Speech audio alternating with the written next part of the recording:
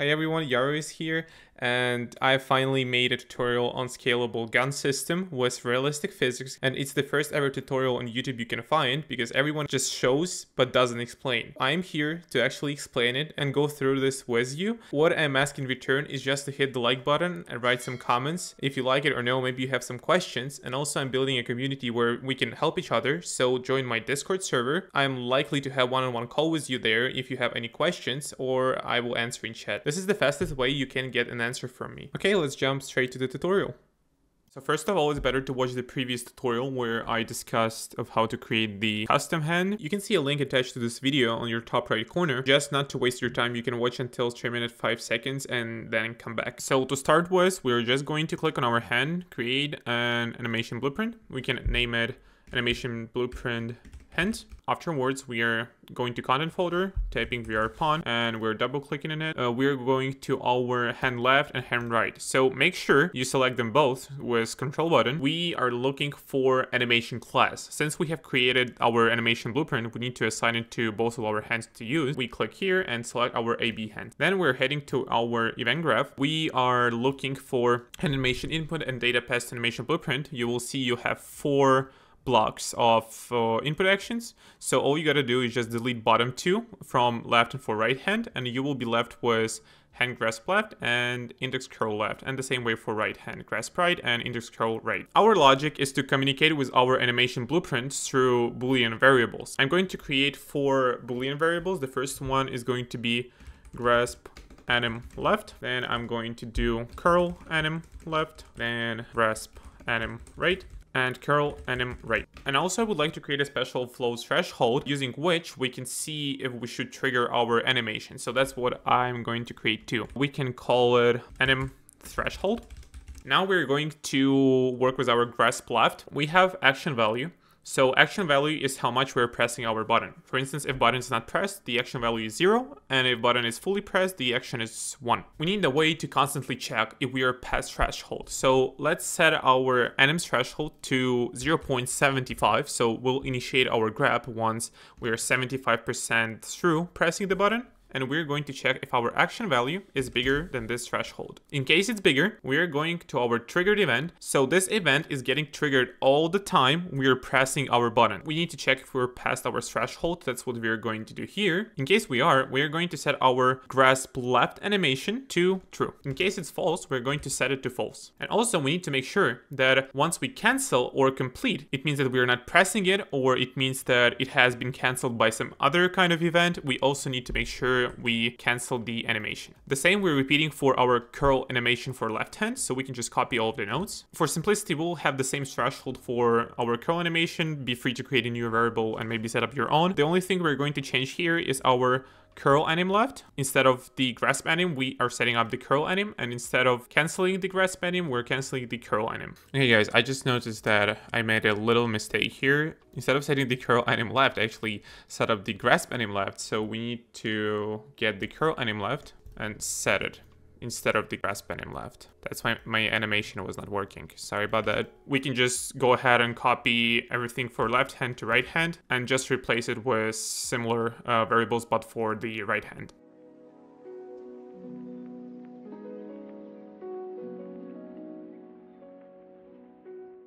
That's how it looks now. You can check it on your side and just hit compile and Ctrl+Shift+S to save. What I would like to do next is go to our event begin play. Now what we want to do is to store our anim class for our hands that we have assigned previously in a variable for future reference. We're going to get our hand left, get anim instance. We are going to cast to AB hands. We'll just move this part to the right. We're casting it to our AB hands to check if this is our AB hands, and then we're going to promote it to a variable. And let's call it left hand anim. The same way we're doing for our right hands. Grabbing our right hand, we're getting its anim instance. We're checking if this anim instance is our AB hands. If it is, we promoting it to the variable and call it right hand anim. So now we're going to work with our animation blueprint. That's basically the blueprint where you can control the state of your animations for a particular asset. In our case, it's our hands. So first of all, I would like to create an enumerator. We'll call it hand anim type. We can open it. Add 4 of them. and name them open, grip, then pointing, and object hold.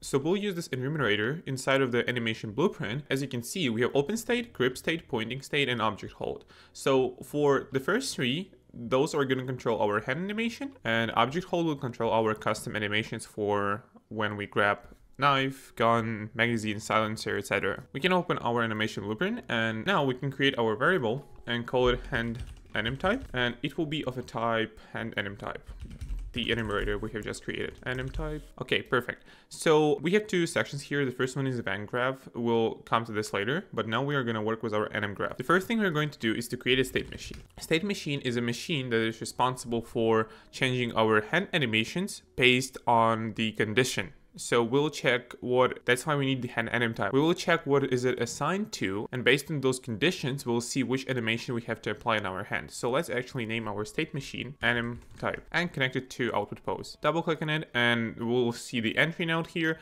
So we don't have any animations yet. So let's actually create a state, and call it open. So we have our 4 type of animations here. So we've created one for open, we created one for grip, we create one for pointing, and lastly, we create one for object hold. So as you can see, we have 4 transition rules. So those are basically the rules that will activate those states. But we need to be able to go from open to grip and also from grip to open. Therefore, we have to create another transition rule. And the same goes for pointing to grip. The same goes from object hold to pointing. Oh, and I did a typo here. And the same goes from open to object hold. So once we have done this, we can double click on open, and as we can see here, we have a number of animations on your bottom right corner. So we can actually grab open animation and connect it to output animation pose. Then we can go to anim type. There will be a tab here. We double click on grip. We also connect grip to output animation pose. Then the same we're doing with pointing.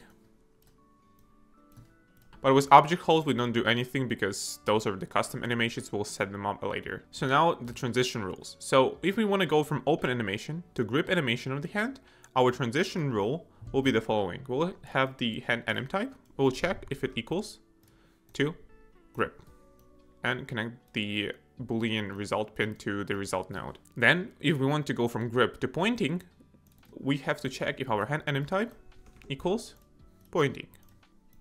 We can just use this piece of code not to repeat. So now we are going from pointing to object hold. We can just copy paste, drag it here, change to object hold, go to anim type. Then we are going from object hold to open.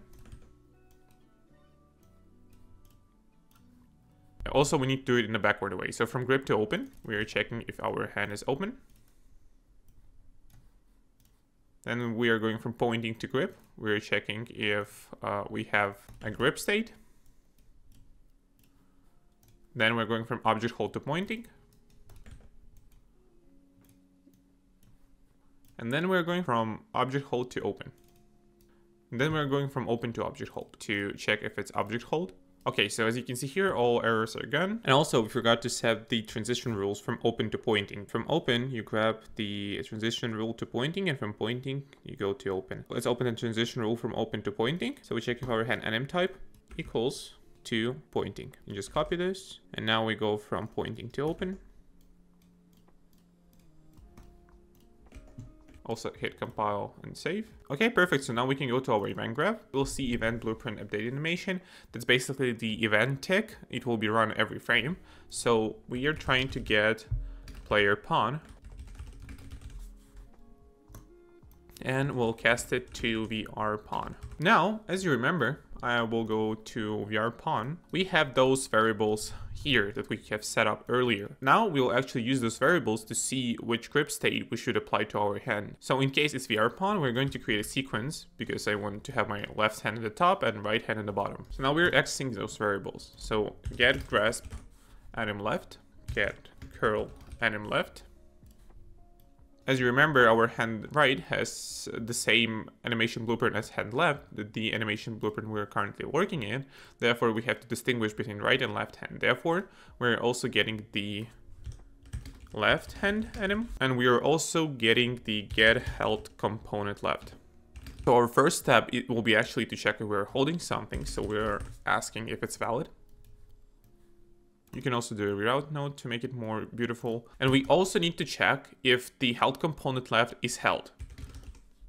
So I'm dragging from is held and I'm pressing B to create a branch. And in case the held component left is valid and it's held, we are going to get our left hand enum and set hand enum type. This is the variable we have recently created, this one, and we'll communicate with this variable. So if we are holding something, right, we are going to set it to object hold. This is because we are holding something in hands. It means that we are holding an object. Therefore, it will be object hold. So now we need to check if we're grasping something. In case we don't, we are setting our animation to open. Then we're checking if we have our index finger curled. So let's also do it. So in case we do, we are setting our hand enum type to grip. It means that all fingers in our hand will be curled because we are grasping and we are curling our index finger. Therefore, we have a grip state. In case we are not curling, we are just have pointing state. Also make sure to connect the held components left is valid node to the grasp enum left branch node.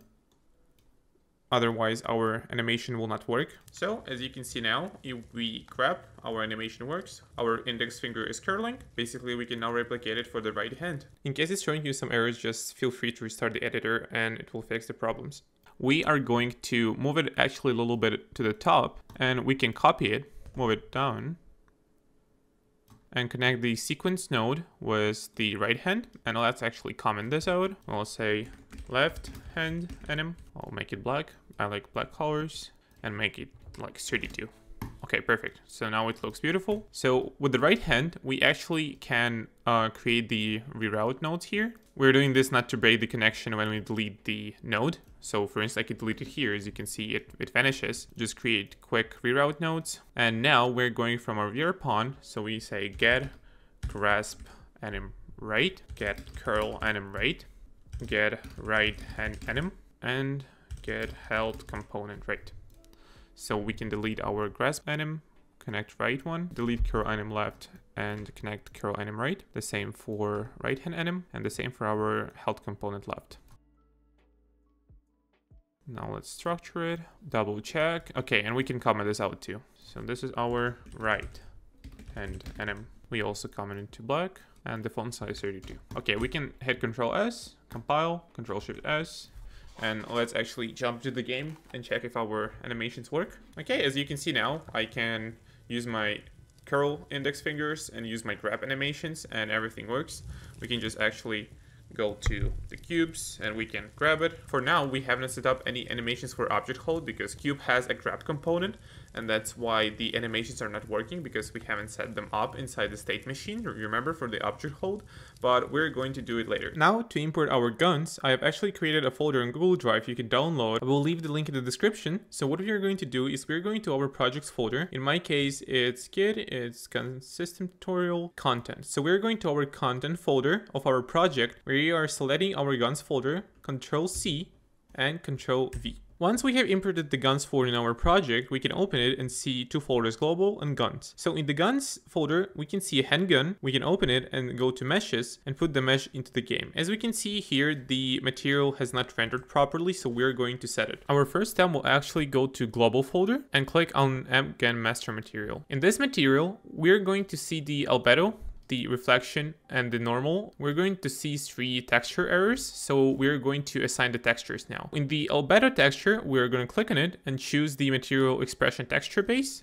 SMG albedo. We're choosing SMG texture because it's our parent, it's our BP gun that we have discussed previously, and because our SMG is parent, so its children gonna inherit the properties or overwrite it. So we just set the SMG as default one. In the reflection, we're going to set the SMG reflection, and in the normal, we're going to set SMG normal and hit apply. Once we did this, we're going to our handgun, to materials, and click on MI handgun. The material instance is actually inherited from this gun master material, and we'll have to change the properties here too. In the parent section, we're going to select our parent. It's going to be M gun master material. And as you can see here, there's albedo, normal, and reflection. So now we are actually overriding the properties we have set in master material. We'll click on our albedo and choose Hangun albedo. On our normal, it's Hangun normal. And in our reflection, it's Hangun reflection. And click Ctrl-Shift-S. Now we're going to our meshes and click on one random mesh. And instead of world grid material, we're going to select our Hangun material and click Ctrl-S. We're going to do it for all of our meshes here. So for this one,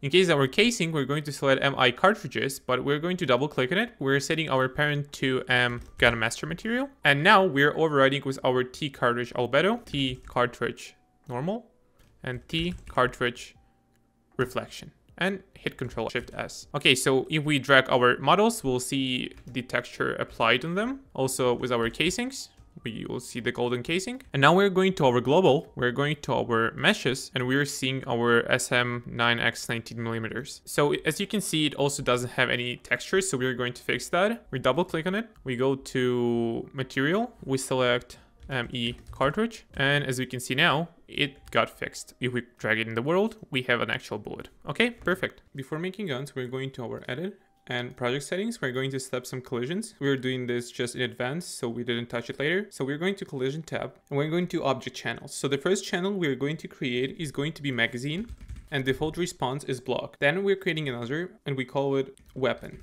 And also our default response is block. Then we're trying to set up our trace channels because our VR pawn will trace for grab component trace channels. So we are going to see if we can pick up the object by trace channel. We're going to name it grabbable. And another trace channel is going to be curl grabbable. That's for our another type of grabbing the object. Now we can close this tab and Ctrl-Shift-S. Afterwards, we're heading to our VR pawn and looking for get grab component near motion controller function. We're going to slightly modify it. So instead of sphere trace for objects, we are going to use sphere trace by channel, and our channel will be grabbable. So now just reconnect the pins. We can delete make array. We can delete this one, move it down here, connect this pin with this pin, out it here, and condition here. Okay, perfect. So then, as I've explained, we are looking for the collision to take the object. So we are highlighting specific area where we can grab an object. Therefore, every our array element from here, we are going to get parent and cast it to primitive component. And if the cast is successful, we are going to set up those variables here. So our collision sphere and collision box and other collision components are actually primitive components. That's why we are checking if the component's parent is actually a collision sphere or collision box. So now we can hit compile and save. Okay, so now I want to talk about the gun system first of all. So imagine we have different types of guns, right? So pistols, shotguns, maybe like assault rifles, sniper rifles. There are some things common about them. Each of them can shoot, each of them can be reloaded, each of them can have an aim attached to the barrel, for instance. They just share a lot of common functionality, right? So why don't we create the functionality once and then inherit this functionality? So that's what we're going to do. We're going to have our parent gun and we're going to program everything only once. And what we're going to do is once we have this parent gun, we're going to inherit and create guns. So I will look at the pistol and on the assault rifle. Here is my implementation. I'll just go quickly through what I have here and what we're going to do, just a little agenda. The first one is gun mesh. As we can see, both of our weapons have gun mesh. Pistol, it's actually this part of the gun. And on the assault rifle, it's actually this part of the gun. I'll just have it here, except for the aiming. So hope it makes sense. Then we have our silencer collision. So this collision is responsible for attaching silencer. We can see those little tiny boxes here. So if silencer overlaps with those collision boxes, it will snap to the gun. Next one is muzzle mesh. So in pistol, we can see that muzzle mesh is located right here because we want it to be fixed, right? When we grab the slider, we want our muzzle mesh to be fixed. Therefore, I have defined it as whole static mesh that is inherited from the gun mesh. On the assault rifle, we don't have it. Like the muzzle is already attached to the mesh. That's why we'll just leave it empty. So next one is trigger mesh. We can see that both of our guns have trigger mesh here. So it doesn't need any further explanation. Both of our guns have magazine collision. It's right here. Right here. Afterwards, we're having our grip collision. So what I decided to do, for instance, if we have a box, right, and we want to grab it. So what I actually decided to do for the guns is to define a region where I will be able to grab. So for instance, if I grab somewhere in this region, the box will snap to my hand and I will actually grab it. But I don't want to grab my box anywhere else. So if I grab, for instance, here, the box will not be grabbed. That's what I did for the pistol and for the assault rifle. As you can see here, we have our grip collisions. So if I decide to grab my gun somewhere here, it will not be grabbed. Only the parts I have defined on the guns will be grabbed. And here I just have custom grab components. That's what we're going to do. Then I have my secondary grip arm. This is the imaginary hand we have predefined here. It's invisible and also predefined here. Imagine hand from the right will be here, right? And hand from the left will be on different side. So I actually just attach the mesh when I grab the gun. I do not attach the gun to the mesh, but I attach mesh to the gun. Then I have my secondary grip collision. It's located here for the pistol and it's located here for the M4. So we could grab it with two hands, right? So then we have a handle and we can push it backwards in order to get the bullet from the magazine and insert it into the chamber right here. However, on the Glock here, we don't have any handles. We just have the slide. Then we have our slide grab collision. So this is this box over here and this is this box over here, so that we could grab the slide and attach the hand mesh to the slide. We have another grab component. So we'll have two grab components. The first one is grab component and the second one is curl grab component. So curl grab component will be used for grabbing sliders, will be used for grabbing magazines, and will be used for grabbing the silencer that will be attached here. It is firstly more comfortable, and the second reason for this is when the magazine is inserted into our handle, we need to distinguish the grab zones, right? We don't want the magazine to be grabbed with the same button because it will create some overlap events when the magazine is inside the handle. They will have overlapping collision meshes and it will just be a mess. So we create a different type of grab. Then we actually have our slide mesh. In this case, slide mesh is here. And in this case, slide mesh is here. Speaking more precisely about the assault rifle, we also have handle. As I've shown, it's this one. So when we grab the handle, the slide mesh is the child of handle. It will also move. So here will be like double movement. But in the pistol, we don't have the handle. We only have the slide mesh. So only the slide mesh will move and nothing else. The muzzle mesh will just stay at the same place because it's not a child of handle. Then we have two skeletal meshes of our hand here. So we could actually attach our controller's mesh to the location of this mesh and apply a specific animation so that hand was staying on the slider. Then we have a round mesh. This is actually the mesh that is inside the barrels here. It's actually invisible. That's how we're going to imitate our bullet in the chamber. We will be just toggling its visibility. Then we have sights. On the Glock, we don't have any sights, but on the assault rifle, we have two sights here. So it's just created for this. And then a selector mesh. Selector mesh is actually located on this gun on the other side. So as you can see here, this is the selector mesh. We'll be able to switch our modes, but on the Glock, we will not have it, therefore we will just leave it empty on the Glock side, but on the M4 side we'll have it on. Everything is just on words now, so let's actually start implementing it. So we're going to the guns folder, we create new folder, we can say blueprint, and let's create a blueprint class. We are going to create actor and name it BP gun. So we are opening our gun. As we are in the blueprint, we're going to add our static mesh. That will be our gun mesh. We can call it gun mesh, and we will replace the default scene root. And let's choose our gun mesh. There we go. So as you can see here, this is our handle. Afterwards, we're creating the silencer collision. That's where the silencer will get overlapped and attached to the gun mesh. So let's make it just a little bit smaller. Let's turn off the snapping and moving. So we could move it to the barrel, make it a little bit smaller. Okay. Afterwards, we're going to create our muzzle mesh. We will call it muzzle, and we're going to set up our muzzle barrel. So, and you can just copy the location I am setting up right now.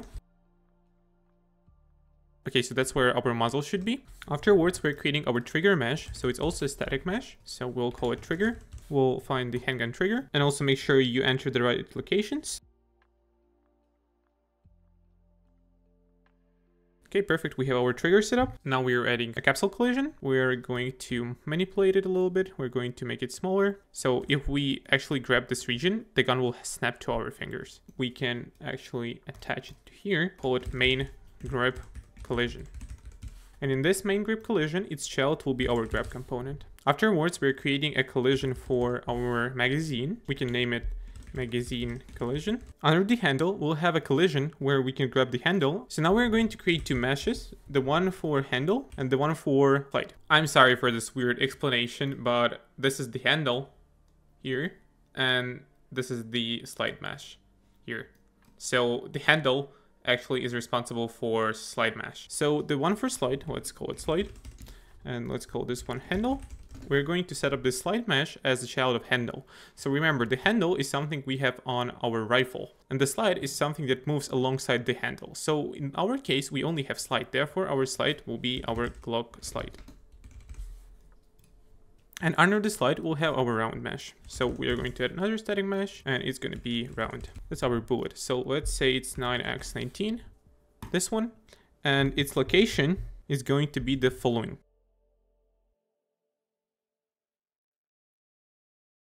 So as you can see now, we have a handle, and if we move a handle, the round moves and the slide moves. If we grab only slide, you will see that handle stays in the same place, but slide and bullet has moved. And if we only move around, you will see that only round will move, but slider will not move. The logic we'll have in our gun is we'll actually, when we slide, we'll trigger our round visibility. So as you can see here, that's how we're going to charge our round in the barrel. And maybe we can move the box collision of the silencer a little bit to the front and call it silencer collision. Okay, so let's hit compile and save. Now let's go through the collisions real quick. So our gun mesh will have weapon object type. It will block visibility and camera. It will ignore all of the grabbables and 3D widget and will block everything else. For the trigger mesh, we're going also to set the custom collision preset. We're going to change it to weapon. We're going to block visibility, camera, and we're going to ignore everything else. And for all of those two, we're just going to ignore the weapon. For the muzzle, we're going to have a custom collision also. Its type is weapon, and we're going to have the following collision. For the silencer collision, we're going to have also a custom preset. It's going to be custom weapon. So in the silencer collision, we ignore everything except for the world dynamic. Then we're going for our main grip collision. So our main grip collision is going to have also a custom collision. We can set it even to world static. We don't care about the object type. We are going to ignore everything except for grabbable. So our handle will have also custom collision. It will have object type, it's world dynamic, and it will have the following collision settings. So our slide mesh will also have a custom preset with object type weapon, and we're going to block the first two, and we're going to ignore the grabbable and co-grabbable components, and we're going to ignore also the weapon. So our round will have like no collision at all. We don't need it because the round is like an imaginary thing. And magazine collision will actually block the magazines. So we have a custom, so we can hit compile and save. After we are done with our gun, we're going to our grab component, and we're going to slightly modify it since now we're grabbing the parent of our collision. As you can see here, we have our main grab collision and our grab component. So instead of directly grabbing the parent of grab component, we are grabbing the parent of grab component, meaning that we are grabbing the gun mesh in our case. So let's head to our grab component. We're going to set should simulate and drop, and here we're just going to add one more get attach parent. Also, we're going to do the same in set primitive component physics, get attach parent, and in our attach parent to motion controller, we're also going to get attach parent. And also we're getting attach parent from here. We can go to our event graph and actually disconnect the pin from casting to primitive component and set collision profile name. We're not going to do that because we changed the way our grab component is triggered. Afterwards, we're going to our try release, and we're detaching from component also parent of parent. And now we can hit compile and save and actually go to our main.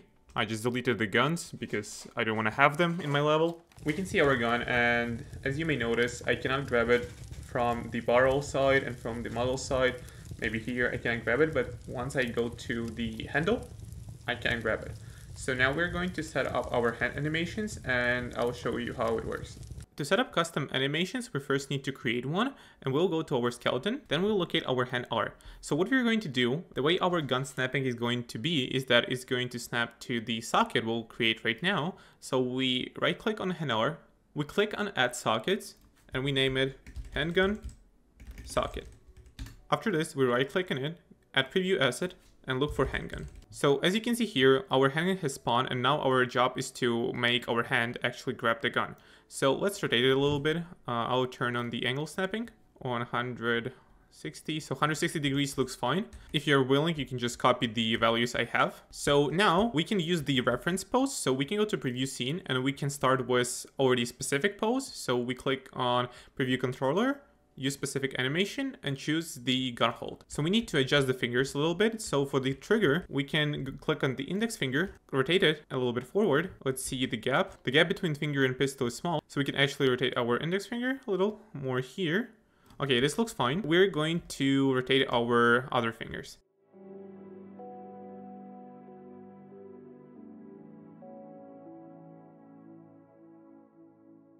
Now what we're going to do is we're going to press create asset, create animation, current pose, go to our hands, animations, QK, anim, handgun. and click OK. Now let's create two enums. They will be responsible for our animation. The first one will be enum underscore object type. We can open it and, for instance, give it a description, enum for object poses. So we'll have custom animations for gun hold. We'll have custom animations for magazine, reload handle, silencer, for secondary grip, and none. And we'll create a second enumerator. We'll call it enum underscore gun type. In this enumerator, we'll give it a little description just for us to understand. It will be enum for gun types. And we're going to add our handgun. And for instance, we're going to add our assault rifle. So on this tutorial, we'll focus only on handgun, but feel free to add your own weapons, assault rifle, like sniper rifle, shotgun, SMG, etc. So here is the logic. Imagine we have a graph. So imagine on your y-axis, you have object type, and on x-axis, you have gun type. We are holding a pistol, and we're holding pistol's magazine. Our animation will be on intersection of those graphs, so it will be here. Imagine we're holding, for instance, silencer of pistol. Intersection will be here, so different animation will be triggered. And on the intersections of those axes, so for instance pistol and mag, we'll have specific animations for each of them. And we're going to communicate with those enums, and those enums will be responsible for specific animations and will be applied to our hands. So now our job is to actually make this graph. We're going to our hands folder, and we are going to create a blend space. We'll click on animation and blend space, and select our QK custom hand skeleton. Let's call it blend space 2D. Hand anims. We can open it, and as we have discussed earlier, on the horizontal axis we'll have our gun type, and on the vertical axis we'll have our object type. So let's open our gun type, and as we can see here, we have two elements, handgun and assault rifle. So handgun starts with index 0 and assault rifle is index 1. Therefore, on the horizontal axis, maximum value will be 1. It's 0 and 1. And if we open our object type, we'll see that we have 6 values, from 0 to 5. So on the object type axis, we have maximum value of 5. And grid divisions will have 5. And on the horizontal axis, we can have 2 grid divisions. And let's actually activate snap to grid so we could snap our animations better. And now we can actually play with our hand. So when the value is 0, 0, it means that if I open 2 of them, the value is 0, 0. It means that we have zeros element in the gun type, it means handgun, and we have zeros element in object type, means gun hold. It implies that our animation at 0, 0 will be our custom hand animation that we have created for our grab. So handgun, and we can just drag it here. So as we can see now, animation has applied. And if we have handgun, it means the gun type is 0, and we have none, it means gun type is 5. Then we just can apply our open animation. It means that gun has been released. And also blend space gives you this smooth transition between animations that is really great. Now we can open our animation blueprint, go to hand anim, go to our state machine, go to our object hold. And as we can see on the bottom right corner, we have our blend space 2D. We can drag it right here. And we may notice that we have gun type and object type as input variables. So what we are going to do, we're going to create variables in our blueprint. Let's call one gun type, and it will be of a type enum gun type. And we'll create a second variable, call it object type. And it will be object type. And we can just drag those variables here, move them a little bit to the left, and convert them to float. And the result of float pins, we can connect to the pins of hand anims. And the result of hand anims, we connect to the output animation pose. And hit compile and save. Now we're going to our grab component, we're going to our event graph. We can actually delete this part. We're going to get player pawn. We are going to cast it to VR pawn to make sure we're having our VR pawn. We are going to get hand, we're going to promote it to a variable. From our hand left, we're going to get animal instance.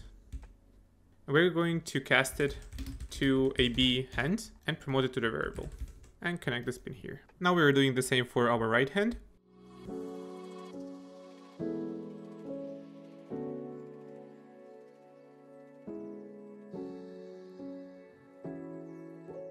So this one is left hand anim, and this one is right hand anim.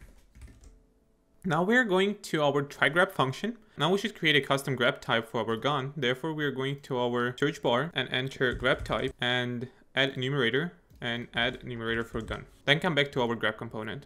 And we'll create a special logic for our gun grab. So we're going to copy the same as for snapping because we're going to snap our gun. And we can connect the gun pin to here.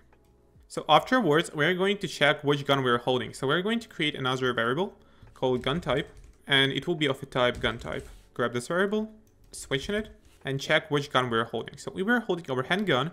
We need to check which hand is holding the gun. So we are using the function get held by hand. We also switch in this variable, connect the handgun, and we're checking if it's left or right. So for the left hand, we're going to create a special function that will attach our hand mesh to the socket we have recently created. So we're going to create our function and call it attach left hand object to socket. As the input of this function, we'll have a name and we'll call it socket name. We'll get the left hand anim. We'll get our hand left, and at the same time, we're going to create another macro and call it get socket rotation and location. And as an input, we'll also have a socket name. We'll also have it get socket location and get socket rotation. And also as an input, we'll have our target. We'll get its socket location. So we can drag it on top and it will be of a type scene component. So we'll do this and return the location and rotation. Now we can get to our attached left hand object to socket. And here we'll use our newly created macro, get socket rotation and location. So the socket name will go to socket name, hand left will be our target. Then we get to attach parent. Since we're retrieving the object from parent's parent, get attach parent. We cast it to static mesh component because we want only to grab the mesh component. And if the cast is successful, we set world location and rotation, and our target will be our mesh, and our location will be this location, and our rotation will be this rotation. What we can do now, we can just duplicate the attached left hand object to socket, Control D, and replace left by right. So attached left hand object to socket, we'll have it here, and attached right hand, we're going to enter it, and instead of hand left, we're going to use hand right. Compile, we can return back and use this function instead. So as we remember, we have set up the socket, and our socket is called Hangun socket, so we can just copy this name. We can go back to our grab component and insert the socket name here. After this, we're going to create two additional functions. They are called set left hand animation by object type. So here we'll have our left hand anim. We'll set it set object type. This object type is from our animation blueprint. So this variable here, object type, we're setting it inside of here. And as our input to this function, we'll have our object type. Enum object type. And we'll connect here. And at the same time, we're going to set gun type. That's also a variable from our animation blueprint, this one. And our input to this will be gun type. That's what we will configure inside a gun. So we hit compile and save. And the same we're going to do to our right hand. So set right hand. And instead of left hand anim, we'll have right hand anim. We can hit compile and save again. Return back. And use the set left hand animation by object type here. And same we're doing with right hand. And our object type here will be gun hold. And we can hit compile and save. In try grab, make sure you move the motion controller assignment to here. We're putting it here because we're trying to access get held by hand, and if you double click on it, you will see that we are accessing motion controller. If the motion controller reference was set here, we would have accessed the null pointer here. So that's why we put it before we use it. Then we're going to our try release and connect our gun to the same flow. And afterwards, we're checking which hand is released. So we're getting our get held hand. We're switching on its values. So in case it's left, we're retrieving the left hand anim, set object type to none. And we're doing the same with our right hand. We also set it object type to none. And finally, we'll go to our BP gun, to the blueprint we have recently created. We'll go to our grab component and change the grab type from free to gun, because if it's free, we're not gonna grab it. And gun type should be handgun. Hit compile, and let's actually jump to the game and see if it works. So yeah, as you can see now, it works perfectly. Our gun has smooth transition between poses. And also I've just found one issue. So when we were grabbing our gun, our animation when we released it was really snappy. Now I'm going to show you how to make it more smooth like I have right now. So let's see. To To make the animation more smoother, we're actually going to our blend space 2D. We are looking on the vertical axis and we're just gonna add smoothing time 0.1, because if it's 0, it's gonna be instant, but just add it 0.1 and your animation will be smooth. Okay guys, so that was the end of part 1. This part was actually the setup, and our next part, if you guys like it, if you give a lot of active under the video, I will just create a second part. I promise the part 2 will be the juiciest part, and this part will be code heavy. We gotta prepare ourselves for this journey and hope everything is going to be great, and I wish everyone a wonderful day.